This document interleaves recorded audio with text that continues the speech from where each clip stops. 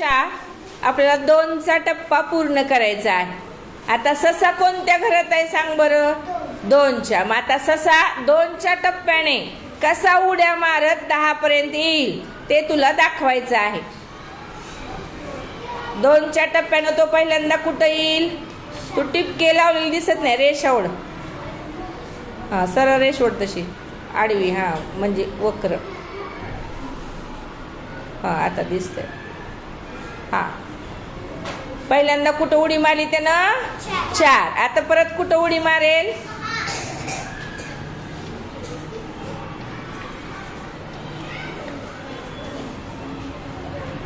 हा, परत कुठं उडी मारेल?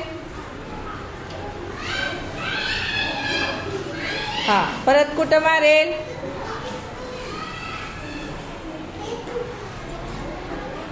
आता शेवटी त्यानं कुठल्या घरात उडी मारली? 10च्या. आता मला सांग बरं, 2 पासून त्यानं सुरुवात केली उडी मारायला. पहिली उडी किती मध्ये मारली? 4 मध्ये. दुसरी उडी किती मध्ये मारली? 6 मध्ये. तिसरी उडी किती मध्ये मारली?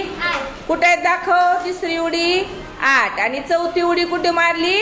10. शेवटचं त्याचं 10ला संपलेलं आहे. आता खाली तुला बेडूक दिलाय.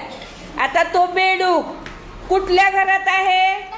पहिल्या. मग आता परत 2चाच टप्पा पूर्ण करायचा आहे. मग पहिली उडी बेडकाची कुठं येईल? 3. बरोबर. रेशोड रेशोड, चल चल पटपट. हा हा, 3 नंतर कुठं येईल? 5. हा, 5 नंतर कुठं उडी मारेल? 7. बरोबर. 7 नंतर बेडूक कुठल्या घरात येईल? 9. 10 मध्ये जाईल का? नाही, कारण 2चा टप्पा पूर्ण होत नाही. अशा रीतीने श्रीशाने आपल्याला ससा आणि बेडूक यांनी 2च्या टप्प्याने कशा उड्या मारल्या ते दाखवलेलं आहे. श्रीशाने बरोबर केलं का? बरोबर केलं का?